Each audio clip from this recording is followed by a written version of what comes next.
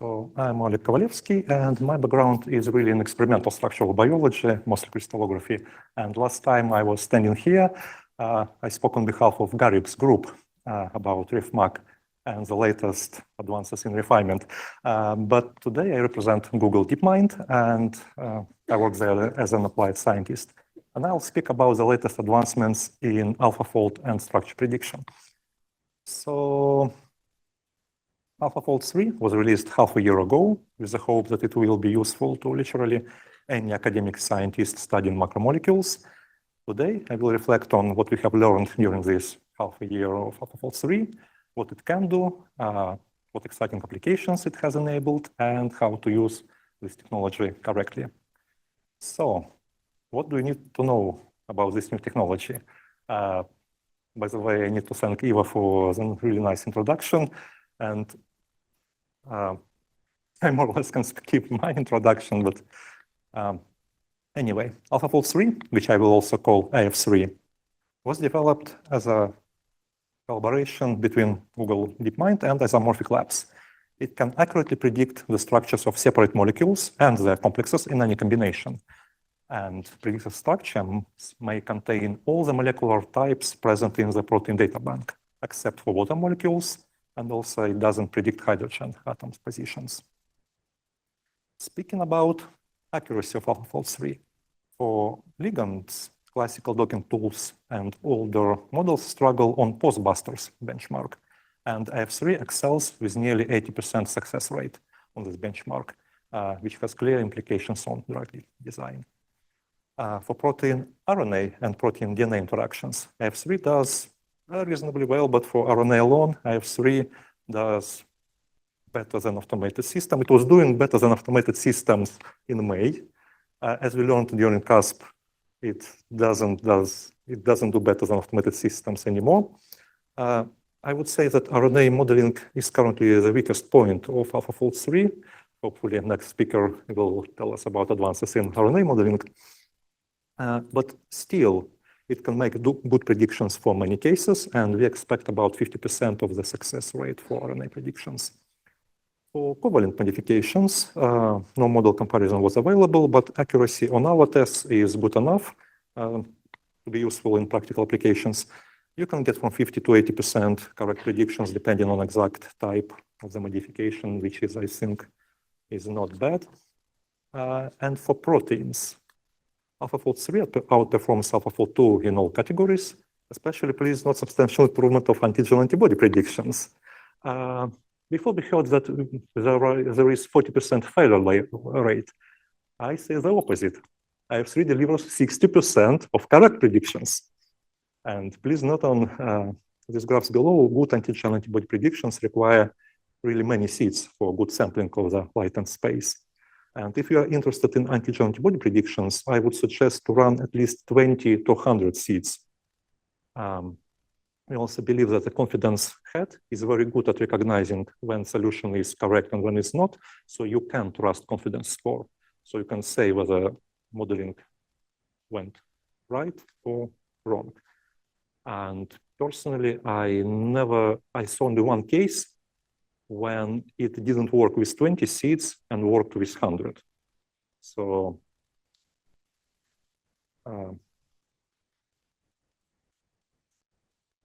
now all of this about AF3 sounds promising, but has it been independently validated? I believe the answer is yes. Well, first of all, multiple independent groups have successfully reproduced AlphaFold 3 even before the official code release. And this demonstrates that Nature paper provides sufficient details to replicate and validate the technology. And while comprehensive independent benchmarking of these reproductions is still underway, authors' reports indicate performance very similar to the original, confirming that AlphaFold 3 is reliable and reproducible technology and science.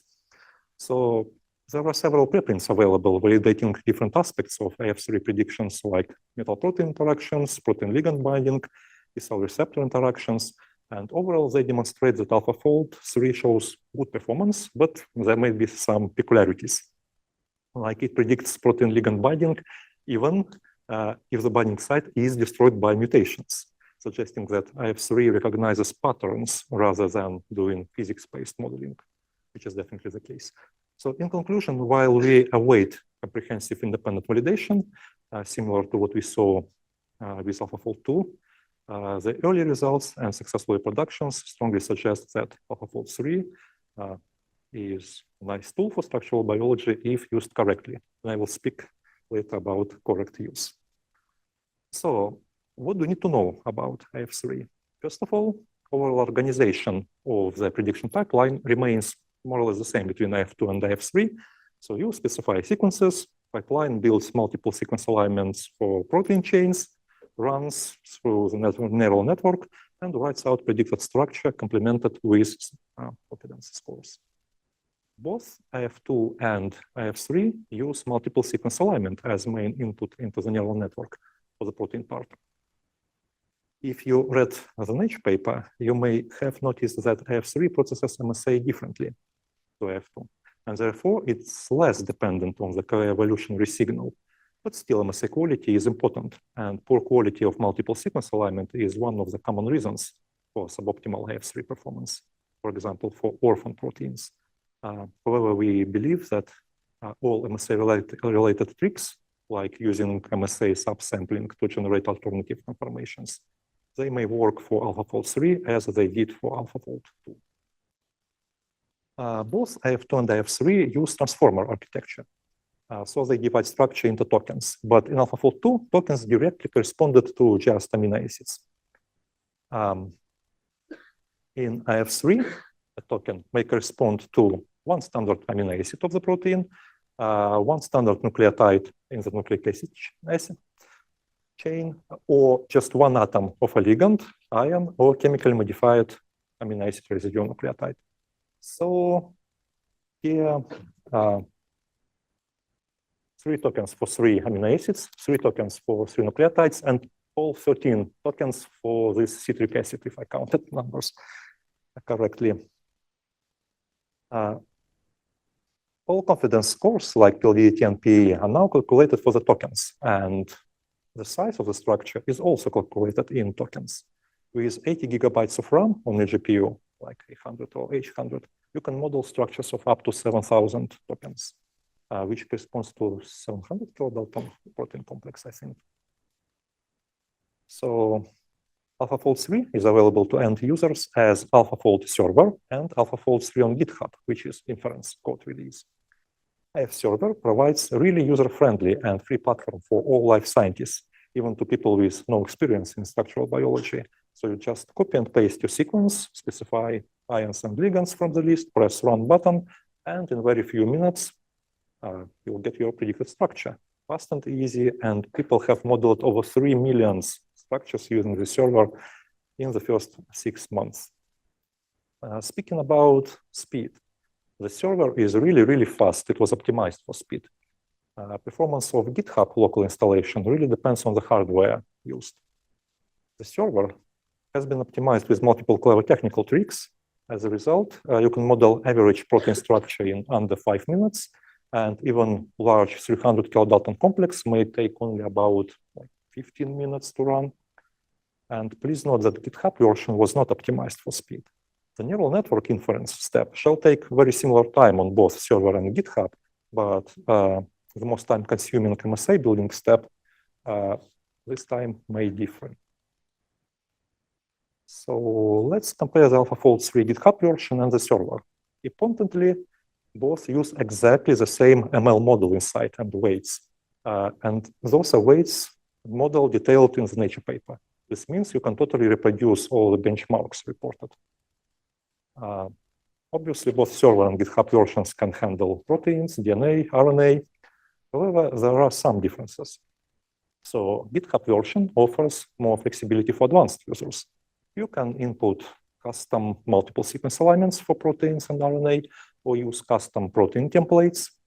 These features are not available on the server yet, but we hope they're coming to the server soon. It's in the development. For ligands and modifications, GitHub IF3 allows any custom input using CCD codes, SMILES, strings, CIF files, as well as you can specify any covalent modification for amino acids or nucleotides. The server currently provides a list of common options, and you can choose from the list. Similarly, you can define custom covalent bonds on GitHub version, but not on the server. And running with multiple random seeds is very straightforward on GitHub version and achievable on the server by submitting repeatedly multiple jobs. And finally and crucially, both AlphaFold 3 server and GitHub versions are strictly for non-commercial use only. There are no commercial licenses available at the moment. You also cannot use AlphaFold 3 output to train machine learning models for structure prediction. Please keep this in mind. It's only for academic, non-commercial research. Now, let's get into practical details of what you can achieve using AlphaFold 3 with all these new features available. A honeybee story. So vitellogenin from honeybees, it's a crucial immune protein in insects, and it lacked structural data until recently. In 2021, AlphaFold 2 enabled the first full-length model, revealing key features like Wendell-Wilderband factor domain, cleft, and relative calcium binding sites. While supported by low-resolution negative staining EM, experimental confirmation of model details remain very limited. You can see those blobs. 3 years later, a 3.2 angstrom cryo-EM reconstruction confirmed the AlphaFold 2 prediction with remarkable accuracy. RMSD between final reconstruction and AlphaFold 2 model just 2.3 angstrom for the whole large assembly. And authors used IF2 predicted structure for fitting. And the newly released AlphaFold 3 further improved upon this, and the RMSD with IF3 is just 1.7 angstrom. And authors also successfully modeled zinc and calcium binding sites. And those binding sites were confirmed by cryo-EM density. So it takes like 10, 15 minutes to get predicted structure and 3 years to make cryo-EM reconstruction, which basically confirms the prediction. Can IF3 do something more interesting? So one of the limitations of the AlphaFold 2 was ignoring of membrane plane for the membrane proteins, which often resulted in wrong positioning of the membrane protein domains relative to each other. To defend AlphaFold 2, random positioning is always reflected on the PE plot, so please analyze AlphaFold confidence scores. AlphaFold 3 can model not only proteins, but also small molecules. And if you add dozens of fatty acids into the modeling, they will mimic membrane's lipid bilayer. And this was first reported on Twitter and quickly picked up by the scientists, making oleic acid the third most popular ligand on the AlphaFold server. Apparently, adding something like 30 to 50 oleic acids to the model improves overall membrane protein conformation and domains positioning. For example, this trick with lipids was used by Safin Kamoun at the Sainsbury's laboratory. His group is focused on proteins called NLRs. They form key part of the innate immune response of plants. Authors demonstrated that AlphaFold accurately predicted hexameric structure of the activated resistosome with RMSD of about 1.7 angstrom to the cryo-EM structure. And AlphaFold actually aided in modeling of the protein's N-terminal helices that were not resolved experimentally because membrane components were washed out during the purification. And here the fatty acid trick for modeling has helped. And after proving that AlphaFold 3 predicts structure correctly, authors used IF3 to predict and compare structures of different NLRs from different families of these proteins. And in all the cases, addition of oleic acids promoted structuring of the membrane-bound region of these proteins. What else AlphaFold 3 may do? Apparently, it can correctly predict protein-protein interactions that depend on post-translational modification. So we saw this beautiful real-life example in the course of collaboration with Jake Harris from the University of Cambridge. Jake is studying interactions of various proteins with histones, which may induce chromatin remodeling and alter gene expression. So look at this PE plot. Do you see any interactions between like this histone and this protein? Like I don't see any reliable interactions here. But after methylation of the histone lysine, you can see dramatic difference. And now you can see that AlphaFold really predicts interaction between this domain and N-terminus of the histone. And indeed, look at this beautiful structure. So methylated lysine sits in this very hydrophobic pocket. And it's so clear that without methylation, charged lysine simply would never enter such a hydrophobic environment. So it makes total sense. And again, if you model without methylation, those interacting parts are even not coming together. And by the way, blast search can't find any homologs of this particular end domain protein in the PDB. So it's quite distant from the known examples. So this means AlphaFold 3 can generalize. Modeling of the protein assemblies in the presence of ligands unlocks new possibilities as well. So malaria parasites depend on heme for survival, and particularly it's used in the electron transport chain. A crucial enzyme here is holocytochrome C synthase, HCCS. It attaches heme to cytochrome C. While HCCS is essential for parasite survival, no experimental structure of this protein currently exists. And authors of this work leveraged AlphaFold 3 to model complex of HCCS, heme, and cytochrome C and terminus. And that reveals crucial intermediate in this heme attachment process. And model is consistent with biochemical studies.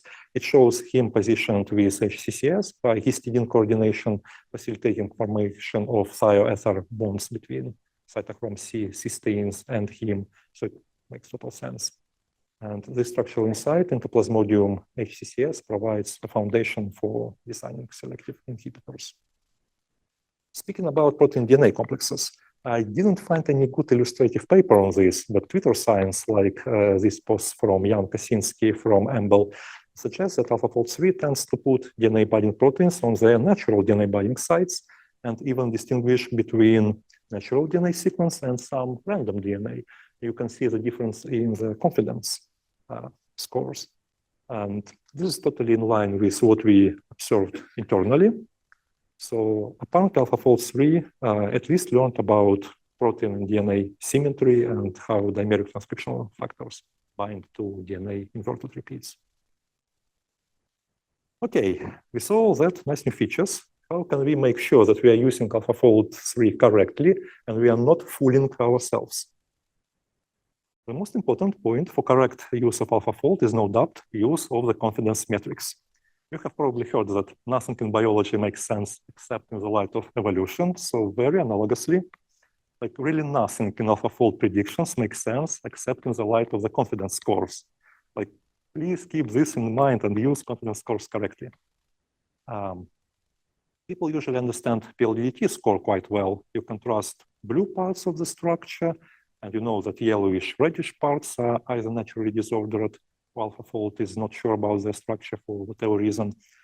But look at this example. So both domains are mostly nice and blue, but the plot shows them as a separate domains with no connections between those two domains. And this really means that those domains in this prediction are just randomly positioned relative to each other.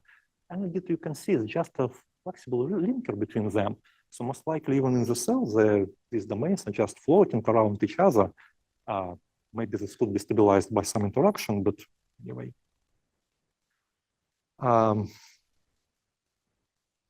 So a plot tells you that. And it will be very incorrect and misleading to make any conclusions from this particular position of the domains because it's essentially random. And please consider PE plots for your predictions. For multi-chain predictions, there are additional quality indicators, PTM and IPTM scores. They provide idea about confidence of the protein-protein interface prediction and confidence for the whole complex. So briefly, for PTM scores, values above 0.5 means good quality of prediction for the overall fold, and IPTM values higher than 0.8 represent confident interaction prediction. Below 0.6, it's likely failed prediction, and between 0.6 and 0.8 is a gray zone where prediction could be either correct or wrong. But please note an important exception. Some proteins have huge disordered segments, and such segments impact and dramatically reduce overall IPTM and PTM scores. So you can have a very correct and very valid interaction between two small domains, but overall IPTM score can be very low due to this massive disorder around the domains. And in this case, again, please pay attention to the PE plot. If you see contacts between domains on the PE plot, that's the proof of interaction. Like in general, if you're interested in predicting interactions, PE plot is your best friend. Also, if you have such a large disordered segments, removal of the disordered regions from the modeling also may help. Please note that unlike AlphaFold 2, all confidence metrics of AlphaFold 3 may depend on having the full structural context. What does this mean? For instance, if you model metal binding protein without metal ions, it could be modeled with lower confidence, indicating that important parts of the structure are missing. But adding metal ions result in much more confident predictions. And just compare, you have much better PLDT score, you have much better PAE, you have dramatically improved PTM IPTM factors, just add metal ions to the metal binding proteins. And for protein-protein interactions, presence of other molecules can greatly increase confidence without changing positions of the predicted atomic coordinates. So here is a prediction of interaction between two proteins. You see PLDT plot is quite pale and PTM-IPTM scores are quite low. So overall, it looks like this prediction is not confident at all. Maybe it doesn't exist, but after addition of the set of common metal ions and oleic acids, the scores are getting very high very strongly. So now you have no doubt that this is correct prediction. Like all the scores scream that yes, there is an interaction. So please keep this in mind when you are planning protein-protein interaction screenings with AlphaFold 3. AlphaFold 2 obviously does not require this because it's aware only about proteins. And yes, we have run negative controls and they work as they should. So adding metal ions and oleic acids to non-interacting proteins does not make it appear like an interaction. As AF3 is a generative ML model, unlike AlphaFold 2, it can hallucinate. And I'm afraid hallucinations were not fully removed. The further away we move from the training set, the more hallucinations we may get. The good news is that hallucinations nearly always have very low PLDT, so you can easily identify them. And if you look at this graph, you will see that AlphaFold 3 behavior after distillation is not really much different from AlphaFold 2 behavior. So hallucinations are possible, but rare. And if hallucinations are really causing issues, in the case, one workaround is just to remove disordered regions and low confidence regions. Let's look at this cautionary example. So a preprint reports predicted structures of protein before and after phosphorylation. The non-phosphorylated form shows these extensive disordered regions, and phosphorylation version appears much more structured. And the authors concluded in the text that phosphorylation stabilizes these regions as alpha helices.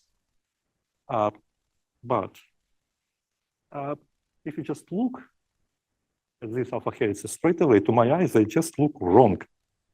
And indeed, PLDT colored model was included in the supplementary data, and indeed all those helices are just all red. They have very low confidence.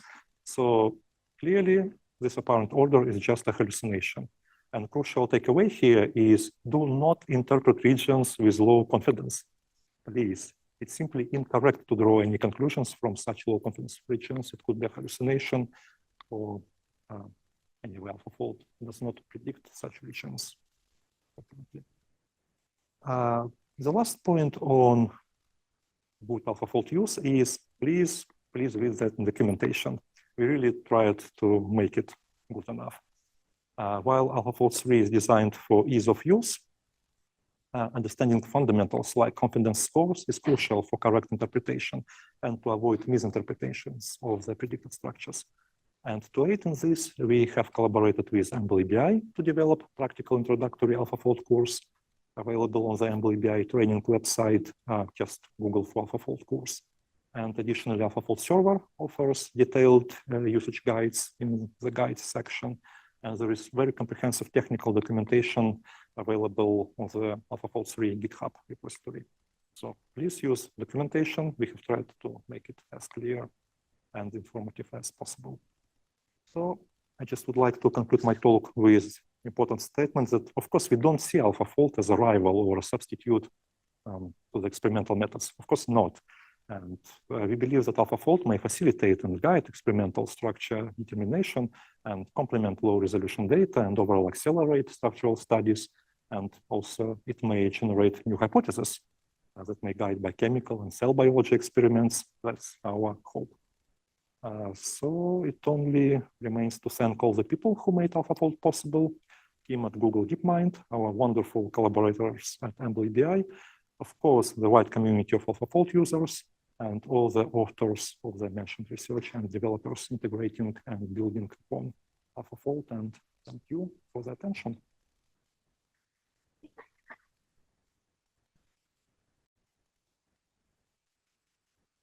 Okay, thank you for that talk. Do we have any questions in the room?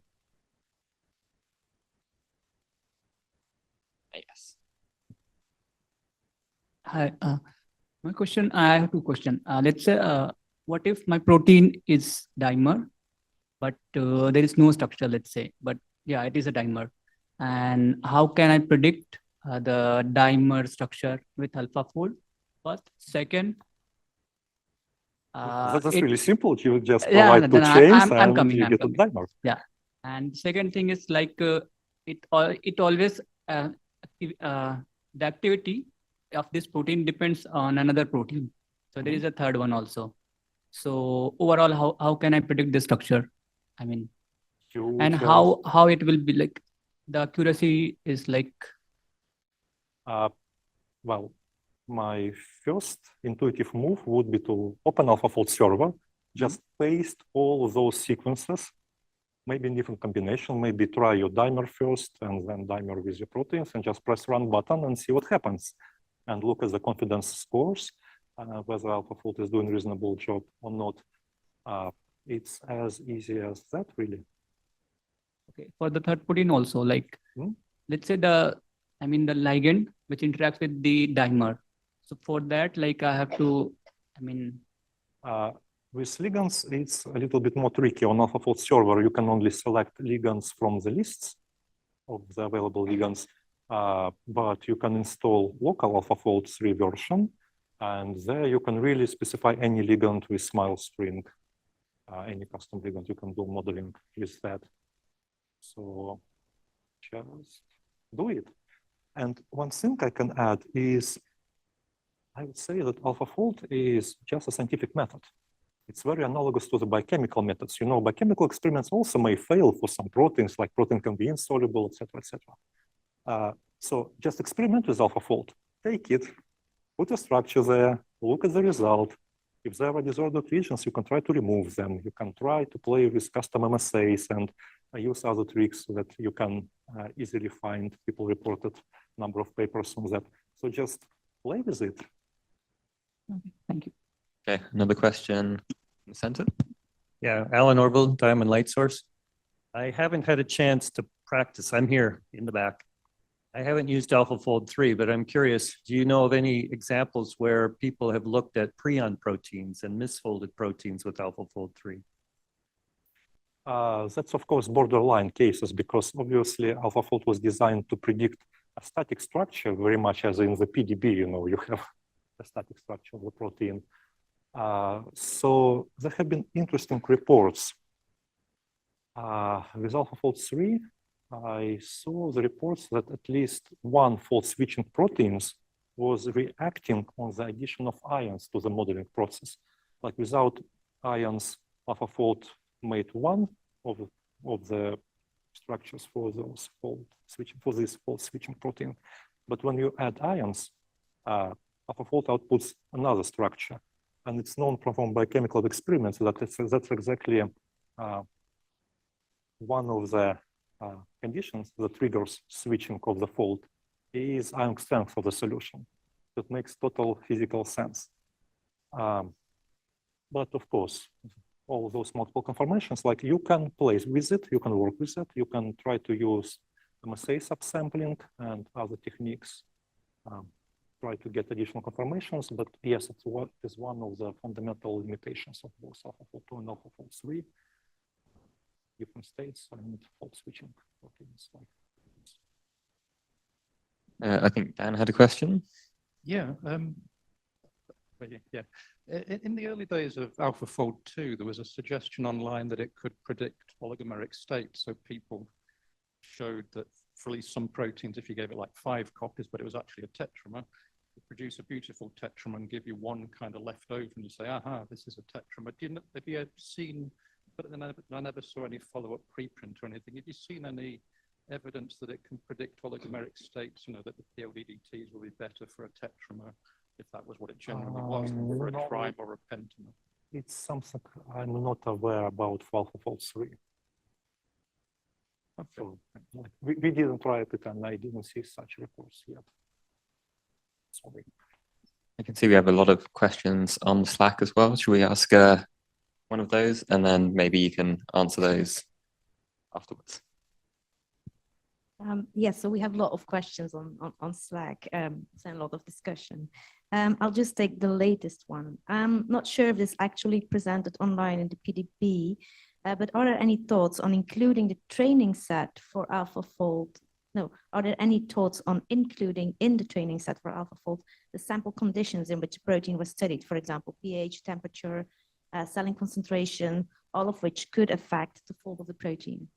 So let's say some PDB entries indeed have records of the conditions. Another PDB entries don't have such conditions specified. So current model was trained without any of these conditions specified. So AlphaFold has no idea about the conditions. That's reasonable, interesting thought to play with. And yeah,